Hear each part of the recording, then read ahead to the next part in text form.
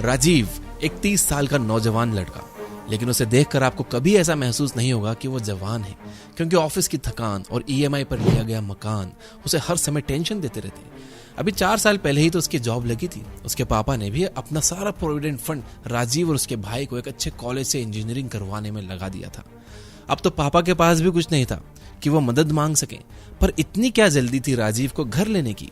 फिर अभी 2 साल पहले ही तो उसने नई चमचमाती कार खरीदी थी। इतना टेंशन मोल लेने की जरूरत क्या आन पड़ी? इसका जवाब बहुत आसान है। अगर राजीव ये सब नहीं लेता तो उसके रिश्तेदार और उसके पड़ोसी ये कैसे मान लेते भाई कि राजीव लाइफ में सक्सेसफुल हो गया है, एक बड़ा आदमी बन गया है। नई कार, खुद का घर, ब्रांडेड कपड़े, महंगा फोन, बिना इनके भी कोई सक्सेस दिखती है क्या?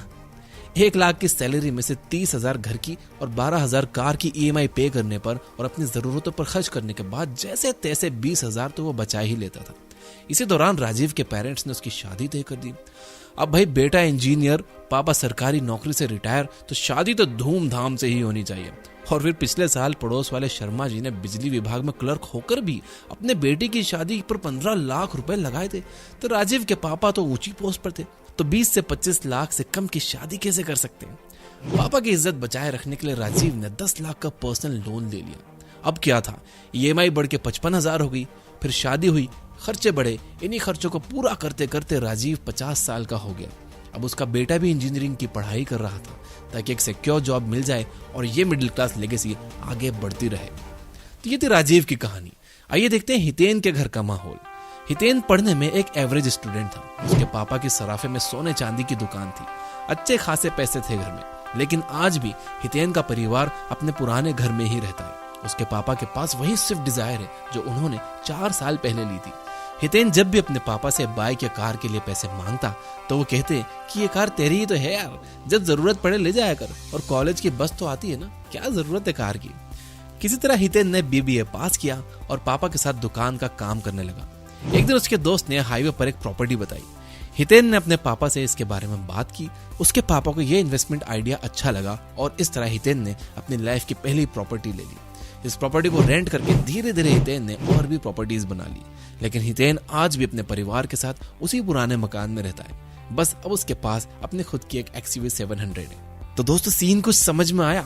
समझ में नहीं आया तो समझ में भी आ जाएगा और सीन बदल भी जाएगा। 8 ऐसी गलतियां बताने वाला हूं जिसके कारण इंडिया का मिडिल क्लास कभी भी खुद को फाइनेंशियली फ्री नहीं कर पाता। तैयार हो तो कमेंट कर दो, आई एम रेडी, क्योंकि जिंदगी बदलने वाली है दोस्त। नंबर 1, ये शादी है या बर्बादी? शादी हर किसी की जिंदगी का खास पल, 2 परिवारों का मिलन, एक नए रिश्ते की शुरुआत। भारत के लोगों के लिए शादी केवल एक ट्रेडिशन ही नहीं बल्कि एक इमोशन है। और इसीलिए गहनों से लेकर कपड़े, खाना, गार्डन, यहाँ तक कि सूटकेस जैसी चीजों का बिजनेस भी इसी पर टिका हुआ है। शायद इसीलिए इंडियन लगेज इंडस्ट्री का सबसे बड़ा मार्केट है, जिसका CAGR यानी कि कंपाउंड एनुअल ग्रोथ रेट 18% है, जो बहुत सी और इंडस्ट्रीज से कहीं ज्यादा है। और इसकी 84% सेल्स वेडिंग सीजन में होती है। इसी से आप देश में बढ़ते द बिग फैट वेडिंग का ट्रेंड समझ सकते हो। प्री वेडिंग शूट से लेकर हनीमून तक सब कुछ एक्स्ट्रावेजेंट करने के चक्कर में लोग अपना बजट ही भूल जाते हैं और लोन ले लेकर शादियां करते हैं। किसी को भी कोई शिकायत का मौका ना मिले, लोगों के लिए हमारी शादी यादगार हो, इस चक्कर में तो लोग अपनी बरसों की कमाई दौलत 3 दिन के फंक्शन पर उड़ा देते हैं। और फिर भी कोई ना कोई पड़ोसी, फूफा या जीजा कुछ ना कुछ नुक्स तो निकाल ही देता है। इसलिए किसी को दिखाने के चक्कर में अपने फाइनेंस के बैंड ना बजवाने में ही आपकी भलाई है। मेरे हिसाब से तो शादी एक इंटीमेट फंक्शन की तरह सेलिब्रेट होनी चाहिए, कुछ चुनिंदा खास दोस्तों और रिश्तेदारों के साथ। पर फिर भी अगर आप एक ग्रैंड वेडिंग चाहते हो तो प्रॉपर फाइनेंशियल प्लानिंग के साथ ही इसे एग्जीक्यूट करो, अपना बजट फाइनल करो और किसी भी सूरत में बजट को एक्सीड मत होने दो, ताकि शादी शादी रहे, बर्बादी ना बन जाए। नंबर 2, आप यूजर हो या यूज हो रहे हो? खाना मंगवाना है, रुको जोमैटो है ना। ग्रोसरी चाहिए, बिग बास्केट है ना। घड़ी, वॉशिंग मशीन, कपड़े, जो चाहिए आजकल एक क्लिक पर आ जाता है। भारत दुनिया का 2nd लार्जेस्ट ई-कॉमर्स मार्केट है, जहां लगभग 800 मिलियन कंज्यूमर्स हैं और एनुअली 124 लाख करोड़ से भी ज्यादा का ट्रांजैक्शन होता है। पर हैरान कर देने वाला फैक्ट तो यह है कि इसका 60% हिस्सा किसी बड़े शहर से नहीं बल्कि 2 टायर सिटीज और स्मॉल टाउन से आता है, जहां भारत का 80% मिडिल क्लास रहता है। लोग ऑनलाइन फैसिलिटी के इतने दीवाने हो गए हैं कि 500 मीटर पर जाकर राशन की दुकान से सामान लाने के बजाय ऑनलाइन ऑर्डर करने को प्रोग्रेसिव सोच रखना समझने लगे हैं। पर भाई, ये फैसिलिटीज अमेरिका और दूसरी कंट्रीज में इसलिए चलाई गई क्योंकि वहां हमारे देश की तरह हर गली में राशन की दुकान और सब्जियों के ठेले नहीं मिलते। प्रैक्टिकली हमें इस चीज की इतनी खास जरूरत नहीं है। अभी कुछ दिन पहले ही लिंक्डइन पर दिल्ली के राहुल काबरा का पोस्ट वायरल हो रहा था, जहां उन्होंने सेम रेस्टोरेंट से अपने ऑनलाइन और ऑफलाइन ऑर्डर के बिल का फर्क पॉइंट आउट किया था। उन्होंने एक ही रेस्टोरेंट से सेम चीजें ऑनलाइन ऑर्डर की और रेस्टोरेंट से डायरेक्टली भी परचेज की। ऑनलाइन वही चीज 75 रुपए का डिस्काउंट कूपन लगाने के बाद भी 689 में मिली, जबकि ऑफलाइन जीएसटी ऐड करने के बाद भी 512 की थी। यानी आप हर ऑर्डर पर लगभग 100 से 150 रुपए एक्स्ट्रा पे कर रहे हो। बात 150 रुपए की नहीं है, बात है घर बैठे ही सब कुछ एक क्लिक पर मंगवाने वाली इस आदत ने हमें कंपल्सिव बाइंग की तरफ ढकेल दिया है, जहां हम बिना मतलब के बस चीजें खरीदे ही जा रहे हैं। एक मिडिल क्लास इंसान कभी ये समझ ही नहीं पाता कि ये कितना बड़ा साइकोलॉजिकल ट्रैप है। प्रोग्रेसिव होने के नाम से स्टार्ट हुए इस ई कॉमर्स के जाल ने उनकी जेब पर कितना बड़ा बर्डन लाद दिया है। अगर आप किसी दिन बैठकर इन एप्स पर होने वाले मंथली एक्सपेंडिचर का हिसाब लगाओगे तो आपको समझ आएगा कि आप इन एप्स के यूजर हो या आप खुद यूज हो रहे हो। Number 3, brands, the game of status. Brand दुनिया के मार्केट का एक बहुत बड़ा मायाजाल है। ब्रांड यानी वो लोगो जो 1000 रुपए की जीन्स को 4000, 6000, यहाँ तक कि 10,000 का बना देता है। जितना बड़ा ब्रांड उतना बड़ा उससे पहनने वाले का रुतबा। यही कारण है कि लोग ब्रांड्स के पीछे दीवाने हैं। ये सारा मायाजाल फिल्म इंडस्ट्री का बुना हुआ, जिससे जुड़ी सेलिब्रिटीज आपको हमेशा टॉप ब्रांड्स का स्टफ यूज करते मिलेंगे। लेकिन सच तो ये है कि उनकी लाइफस्टाइल ही ऐसी है, उन्हें इसी शो ऑफ के पैसे मिलते हैं। लेकिन अगर आप मार्क ज़करबर्ग को ले लो या बराक ओबामा या स्टीव जॉब्स या बिल गेट्स, किसी को भी कभी आपको इनके कपड़ों पर बड़ा बड़ा ब्रांड का नाम लिखा हुआ नहीं दिखेगा, जैसे कि आमतौर पर मिडिल क्लास के ब्रांडेड कपड़ों में होता है। स्टीव जॉब्स तो अपने 90% इंटरव्यूज में आपको ब्लू टर्टल नेक और जीन्स में ही दिखेंगे। ऐसा क्यों? इसका मेन रीजन है कि वो दिखावे की परवाह नहीं करते। जहां एक तरफ मिडिल क्लास पैसा आती है उसे दिखाने लग जाते हैं, वहीं जो सुपर रिच होते हैं उन्हें दिखावे की जरूरत नहीं है, वो इसे फिजूल खर्ची और रिसोर्सेज का वेस्टेज मानते हैं। सबसे ज्यादा हंसी तो मुझे तब आती है जब मैं ऑनलाइन शॉपिंग एप्स में जूते और कपड़ों जैसी चीजों को भी ईएमआई पर लेने का ऑप्शन देखता हूँ। मतलब अब आपके कपड़े भी उधार के होंगे। स्टेटस सिंबल के पीछे भागते भागते हम ना जाने कैसी वर्चुअल दुनिया क्रिएट कर रहे हैं जिसमें सब एक दूसरे से ज्यादा सक्सेसफुल दिखना चाहते हैं। ऐसी दौड़ में उलझने से बेहतर है कि आप लोकल मार्केट को एक्सप्लोर करो, इंडियन ब्रांड्स बनो। कई ऐसे ब्रांड्स हैं जो आपको सस्ते में अच्छी क्वालिटी के स्टफ्स प्रोवाइड करते हैं। केवल एक टैग के कारण 3-4 हजार रुपए खर्चना मुझे तो समझ नहीं आता भाई। नंबर 4, उधार का स्टेटस। घर लेना है लोन ले लो, घर रिनोवेट करवाना है लोन ले लो, कार लेना है लोन ले लो, यहाँ तक कि आजकल तो लोग ट्रैवलिंग के लिए भी लोन ले रहे हैं। लोन तो हमारे देश में ऐसे मिलने लगा है जैसे सब्जी भाजी हो। टाइम्स ऑफ इंडिया के एक रिपोर्ट के मुताबिक हमारे देश में करीबन 67% लोग अपनी ख्वाहिशें पूरी करने के लिए पर्सनल लोन ले रहे हैं। इसमें से 74% लोग मिडिल क्लास सैलरीड बैकग्राउंड से आते हैं। ये सिनेरियो शायद आपको सुनने में एकदम नॉर्मल लगे, लेकिन इसी तरह की छोटी छोटी चीजों पर लोन लेना और 10 से 11% का इंटरेस्ट भरना धीरे धीरे आपकी जेब खाली कर रहा है। आइए एक एग्जाम्पल से देखते हैं। मान लो कि आपने किसी भी रीजन से 1 लाख का पर्सनल लोन लिया 2 साल के लिए, तो राइट नाउ 10.65% का जो इंटरेस्ट रेट चल रहा है उसके हिसाब से आपके लगभग 5,000 की ईएमआई बनेगी। जो आपको टोटल अमाउंट पे करना होगा वो होगा 1,20,000। अभी आपको इसमें कोई प्रॉब्लम नहीं लग रही होगी, लेकिन अब सुनो। वहीं अगर आप इस 5,000 को जिसे आप ईएमआई के तौर पर दे रहे हो उसकी एसआईपी करोगे केवल 2 ही साल के लिए, तो आपकी सेविंग हो जाएगी 1,36,000। वो भी अगर सिर्फ 12% एक्सपेक्टेड रिटर्न को मानो। यानी जिस पैसों का आपने केवल स्टेटस दिखाने के लिए वेस्ट कर दिया, उससे आप उससे ज्यादा पैसे बना लेते हैं। इससे एक और पते की बात समझ आती है कि अगर आपका कोई सपना है, कोई बकेट लिस्ट है, तो आप 2 साल के लिए लोन लेने के बजाय 2 साल के लिए इस तरह की छोटी छोटी एसआईपी कर सकते हो। फिर इन पैसों से आप अपना वो सपना पूरा कर लो, वो भी बिना बर्डन के। नंबर 5, पढ़ाई की लड़ाई। मेरा बेटा बड़ा होकर इंजीनियर बनेगा। हर घर के चिराग का इंडियन मिडिल क्लास में कुछ इसी तरह स्वागत होता है। अपने बच्चों को डॉक्टर इंजीनियर बनाने की दौड़ में लोग इतने पागल हैं कि जमीन जायदाद बेचकर भी अच्छे स्कूल, अच्छी कोचिंग, फिर अच्छे कॉलेज में पढ़ाने से पीछे नहीं हटते। इसमें कोई बुराई नहीं है, लेकिन डॉक्टर इंजीनियर के सपने पर लाखों खर्च करने से पहले हर पेरेंट्स को यह जरूर इंश्योर कर लेना चाहिए कि यह सपना उनके बच्चों का भी है या फिर वो अपना ही सपना उस पर थोप रहे हैं। साल 2022-23 में नीट के लिए लगभग 19 लाख बच्चे अपीयर हुए थे। वहीं आईआईटी में 10 लाख और सिविल सर्विसेज यानी यूपीएससी में 11,35,000, यानी कुल मिलाकर करीब 40 लाख। इनमें से केवल 10% ही सक्सेसफुल होते हैं, पर इसका मतलब ये नहीं है कि किसी को इन एग्जाम्स के लिए ट्राई ही नहीं करना चाहिए। पर किसी भी पाथ को चूज करने से पहले आपको अपने बच्चे का इंटरेस्ट, स्किल्स और अपना मॉनेटरी स्टेटस भी देख लेना चाहिए। अगर आप डॉक्टर, इंजीनियर या आईएएस, आईपीएस ऑफिसर इसलिए बनना चाहते हो क्योंकि आपको सच में वो पोस्ट, वो फील्ड पसंद है तो ठीक है, लेकिन अगर आप उसे प्रोफेशनल एंगल यानी पैसे कमाने के जरिए से देखते हो तो और भी कई रास्ते हैं भाई पैसे कमाने के, जहां आप इनसे ज्यादा पैसे कमा सकते हो। यूपी में 10वीं और 12वीं पास लोगों के लिए क्लर्क लेवल की जॉब निकली थी, पर उसमें लगभग 3,700 पीएचडी होल्डर्स ने फॉर्म भरा। यानी आप सोच सकते हो कि हमारे फॉर्मल एजुकेशन की वैल्यू क्या है।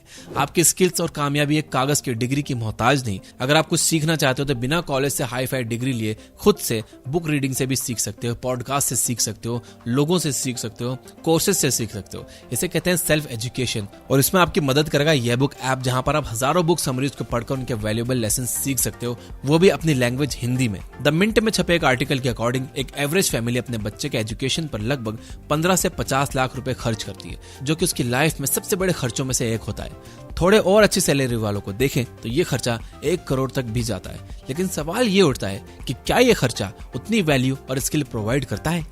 शायद नहीं। इसलिए सभी स्टूडेंट्स और पेरेंट्स से मेरी यही रिक्वेस्ट है कि शर्मा जी के बेटे को देखकर अपने बेटे का फ्यूचर मत डिसाइड करो, आप वो करो जो सच में उसके लिए अच्छा है। नंबर 6, कार या बेकार। मकान, शादी और एजुकेशन के बाद सबसे बड़ी लायबिलिटी जिसकी बेड़ियों में मिडिल क्लास खुद को बिना वजह जकड़ लेता है वो है कार। लास्ट ईयर गाड़ियों की सेल में 8.2% का इजाफा हुआ और रिकॉर्ड 4 मिलियन यानी कि 40 लाख गाड़ियां बिकी। बढ़ते पेट्रोल के दाम और बढ़ती कार सेल इस बात की ओर साफ इशारा करती है कि कैसे मिडिल क्लास बिना कैलकुलेशन के फाइनेंशियल डिसीजन ले लेते हैं और खुद को गरीबी की ओर धकेलते रहते हैं। मैं आपको ये नहीं बताने वाला कि कैसे कार आपको कैब रेंट करने से महंगी पड़ सकती है, क्योंकि वह कैलकुलेशन तो आपको बड़ी आसानी से इंटरनेट पर मिल जाएगा। लेकिन हम डिस्कस करेंगे कि कब कार लेने में समझदारी है और कब नहीं। सबसे पहला पॉइंट कि आपका डेली एवरेज ट्रैवल कितना है। अगर वो 30 किलोमीटर से कम है तो डेफिनेटली आपके लिए कैब ही बेस्ट रहेगी और काफी सस्ती भी पड़ेगी। वहीं अगर आपकी एवरेज ट्रैवल इससे ज्यादा है तो आपका कार लेना तो बनता है, लेकिन कौन सी? वही जिसे आप अफोर्ड कर सको। आप कार को केवल उसके एक्चुअल ऑन रोड प्राइस को देखकर मत लो, उसका एनुअल मेंटेनेंस कॉस्ट, इंश्योरेंस, ये सब कंसीडर करो। साथ ही ये भी इंश्योर करो कि आपके पास पार्किंग स्पेस कितनी है। अगर आपको और बजट फ्रेंडली होना है तो यूज्ड कार के ऑप्शंस भी चेक कर सकते हो। फाइनली, चाहे आप कार कैश में लो या फाइनेंस करवाओ, अगर आप कंफर्टेबली ईएमआई के बर्डन को झेल सकते हो तो कार लेना बढ़िया आइडिया है। लेकिन अगर आप खुद को किसी फाइनेंशियल बर्डन में डालकर कार ले रहे हो तो डेफिनेटली ये कार बेकार है। नंबर 7, 21 दिन में पैसा double. Middle class YouTube videos में शायद सबसे ज्यादा इस्तेमाल होने वाले शब्दों में से है। मिडिल क्लास दुनिया के 80% प्रोडक्ट या सर्विसेज बेचने वाले बिजनेसेस का 80% कंज्यूमर है। चाहे टूथपेस्ट हो या कार या घर बैठे पैसा कमाने वालों की स्कीम्स, सभी लोग इन्हीं पर टारगेट करते हैं। क्यों? क्योंकि हम इंस्टेंट ग्रेटिफिकेशन में विश्वास करते हैं। हमें हर चीज बस जल्दी से जल्दी चाहिए। इंडिया में यूट्यूब पर सबसे ट्रेंडिंग वीडियोस होते हैं एक दिन में 1 लाख कैसे कमाएं, घर बैठे 50,000 कमाने का तरीका। इंटरनेट ऐसी स्कीम्स और तरीकों से भरा पड़ा है और यंगस्टर जिन्हें फटाफट बस अपने दोस्तों के जैसा आईफोन चाहिए, ब्रांडेड कपड़े और महंगी गाड़ियां चाहिए, वो इन स्कीम्स के झांसे में फंस जाते हैं। आरबीआई के अकॉर्डिंग साल 2023 में लगभग 3,500 करोड़ के फाइनेंशियल स्कैम्स रिकॉर्ड हुए, जिनमें investment scam, part time job scam, QR code scam जैसी कई चीजें शामिल हैं। क्यों कोई भी हमें इतनी आसानी से बेवकूफ बना जाता है और हम हंसते हंसते उसे अपनी मेहनत की कमाई थमा देते हैं। जितनी मेहनत हम इन कंप्लेंट्स को रजिस्टर करने और ऐसे फ्रॉड्स को सजा दिलाने में करते हैं, उससे आधी मेहनत लगती है चीजों को समझकर इन्वेस्ट करने में। जब भी कोई आपको पैसा कमाने का आसान तरीका बताए तो आप अलर्ट हो जाओ, इसे रेड फ्लैग समझकर अपने सेंसेस का इस्तेमाल करो। बिना सोचे समझे कहीं कोई ट्रांजेक्शन मत करो, ना बैटिंग एप्स में, ना इंट्राडे ट्रेडिंग में, ना एमएलएम स्कीम्स में और ना ही किसी जॉब दिलवाने वाली स्कीम में, क्योंकि हर चीज जो कम समय में ज्यादा पैसे दिलाने का वादा करती है वो एक तरह से जुआ ही है। और मैंने आज तक किसी को भी जुआ खेलकर अमीर बनते नहीं देखा। इस बात पर लाइक तो बनता है तो लाइक कर दो फटाफट। नंबर 8, पहले स्पेंडिंग फिर इन्वेस्टिंग।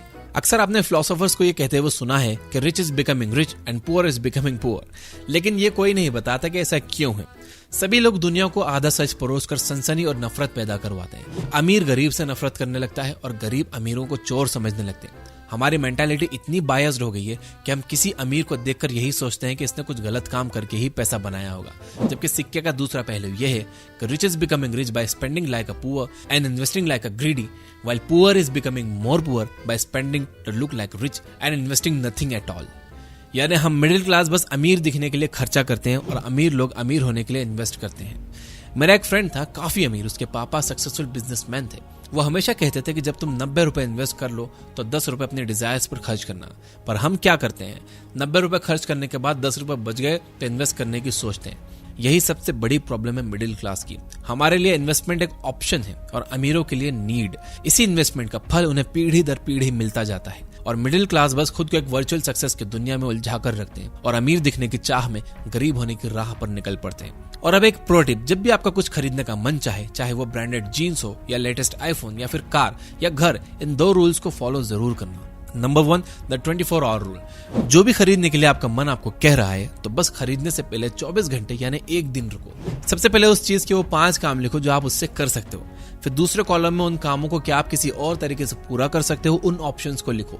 एनालाइज करो, अगर फिर भी आपको लगता है कि लेना ही पड़ेगा फिर जाओ बेझिझक ले लो। इस रूल को फॉलो करने के बाद आप अपनी कंपल्सिव बाइंग को 70% तक कम कर सकते हो। Number 2, the 2x rule. यह रूल इंस्टेंट शॉपिंग और फिजूल खर्ची कम करने में बहुत हेल्पफुल है।